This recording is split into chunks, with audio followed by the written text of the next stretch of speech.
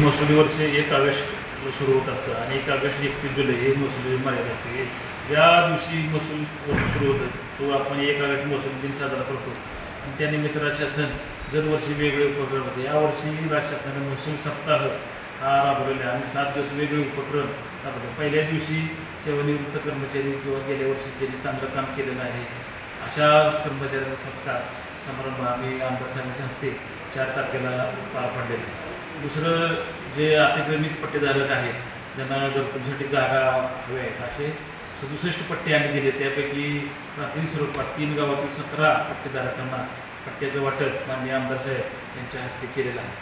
आता सगळ्या सांगली तालुक्यात बागायत क्षेत्र वाढत आहे आणि त्यामुळे जुन्या काळात मोकळं क्षेत्र पडीत क्षेत्र असल्यामुळे कुठले रस्ते होते परत आता बागायचं क्षेत्र होईल तसं रस्त्याच्या अडचणी खूप वाढलेल्या आहेत आणि शिवरस्ते खुले करणे, पांढरे रस्ते खुले करणे, त्याचबरोबर कायदेशीर तरतुदीनुसार रस्ते खुले करणे हे मोहीम आम्ही हाती घेतलेली आहे.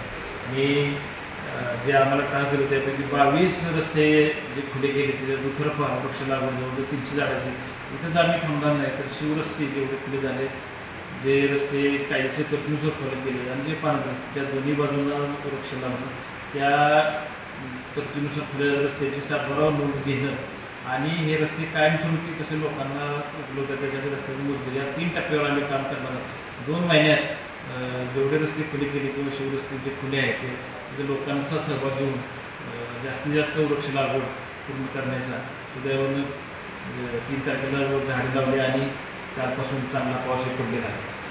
छत्रपती शिवाजी महाराज व्यवसाय अभियान म्हणजे महसूल मंडळ स्तरावर शिबिर घेऊन लोकांना जे विविध प्रकारचे उत्पन्न दाखले असतात जाती दाखले असतात आणि रहिवासी दाखले आहेत, आदिवासी दाखले आहेत या दाखल्याला अडचणी येऊ नये तिथं एका ठिकाणी सर्व माहिती सेवा केंद्र घेऊन सगळे अर्ज घेऊन तिथंच प्रोसेस करणं. आतापर्यंत सरकारच्या सूचना अशा असणाऱ्या की एका वर्षात प्रत्येक महसूल मंडळात 4 झाले. आता आमचे 3 कॅम्प झालेले आहेत आणि हे कॅम्प करून आम्ही जवळजवळ 10,000 लाभार्थ्यांना लाभ दिले. त्यामुळे ज्या तक्रारी आहेत त्याचं प्रमाण कमी झालेलं आहे आणि लोकांना वेळेत सुविधा देण्यासाठी मदत झालेली आहे.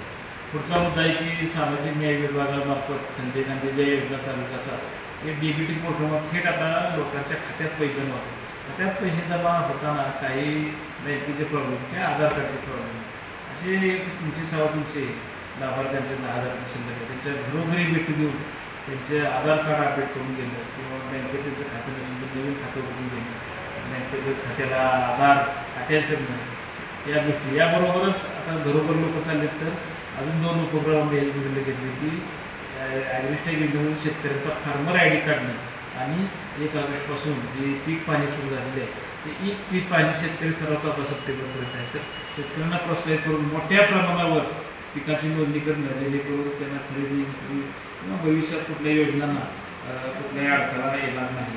आणि चौथं जे सगळ्यात शेवटच्या दिवशी जे शासनाने महत्त्वपूर्ण उद्दिष्ट ठेवलेलं आहे की मॅन्युफॅक्चर्ड सँड म्हणजे दगडापासून वाळू तयार करण्यासाठी एका तालुक्यात किमान 50 उद्योजक तयार झाले पाहिजेत. त्यासाठी जे इन्फ्रास्ट्रक्चर लागतं म्हणजे शासकीय किंवा खाजगी जे दगडाचे गट आहेत त्याचा शोध घेऊन त्याची यादी प्रसिद्ध करणं जेणेकरून जे उद्योजक तयार होतील त्यांना आपल्या सोयीनं व्यवसाय उभा करण्यासाठी मदत करण्याची जे शासन धोरण आहे अशा 7 टप्प्यावर आम्ही काम करत आहोत आणि केलेलं आहे. इतकंच न थांबता जे शासनाचं कल्याणकारी राज्य जी संकल्पना कमीत कमी लोकांना चक्रांना मात्र घरपोच सेवा आणि कमीत कमी वेळेत त्यांचं काम कसं होईल या बाबीकडे आम्ही महसूल प्रशासनाकडून लक्ष देतो. या बाबतीत आम्हाला सर्व digital media, press media, print media यांचं सगळ्यांचं सहकार्य मिळते असंच सहकार्य मिळेल अशा अपेक्षा करण्याची. घरकुलाला 5 ब्रास मोफत वाळू देण्याचं शासन निर्णय झालेलं आहे. आमच्याकडं 407 लाभार्थ्यांना आम्ही पास वाटलेले आहे. आता पावसाळ्यात 30 सप्टेंबरपर्यंत कमी करण्याचं सूचना त्यामुळं तरीही आम्ही 66 लाभार्थ्यांना आता वाळू वाटप केले आहे. 30 सप्टेंबर संपलं की जे पास वाटप झाले त्यांना पहिल्यांदा आणि नंतर आमच्याकडे 693 लाभार्थी आहेत त्याची माहिती आम्ही अपलोड केलेली आहे त्यांनाही पास वाटप करू. साधारण गावाच्या जवळपास 4-5 किलोमीटर अंतरावरून त्यांना प्रत्येकाला वाळू उपलब्ध होईल यासाठी आम्ही प्रयत्न करत आहोत. आता 2 महिने देखील आम्ही संस्थांवर त्यात अजून आम्ही वाळू गट निश्चित करून प्रत्येक घरकुल लाभार्थ्याला त्याच्या 2-3 किलोमीटर किंवा 5 किलोमीटरच्या पेरीत वाळू उपलब्ध होईल असंही प्रयत्न करतो. आणि जे 7,000 घरं आहेत त्या सगळ्यांना वाळू कुशल होईल याचं आम्ही नियोजन केलं आहे. त्याची यशस्वी अंमलबजावणी करण्याचा प्रयत्न. ते घरकुलांना काय काय महसूल डिपार्टमेंटतर्फे जागा वाटप करणार आहे? घरकुलाला पंचायत समितीमार्फत ज्यांना जागा नाही त्यात 2-3 प्रकार आहेत. एक पहिला प्रकार म्हणजे जागा आहे परंतु कुणी वडिलांच्या नावावर आहे की त्यांच्या नावावर त्याचं बक्षीसपत्र करून त्या उपलब्ध करून देणं.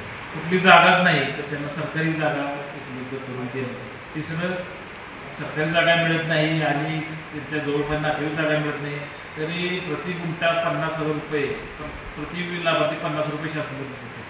असे 5-50 लाभार्थीचा ग्रुप करून त्यांना एक 5-10 गुंठे जमीन यासाठी खरेदी करून देणं असं 3 टप्प्यावर आम्ही काम करतो. जेणेकरून याच्यात जे शासनाचं धोरण आहे की येत्या वर्षभरात जागे वाचून कुणाचं घरकुल आणलं नाही पाहिजे आणि शासनाने जे 5 घर असं वाढवून द्यायचं धोरण आणलं.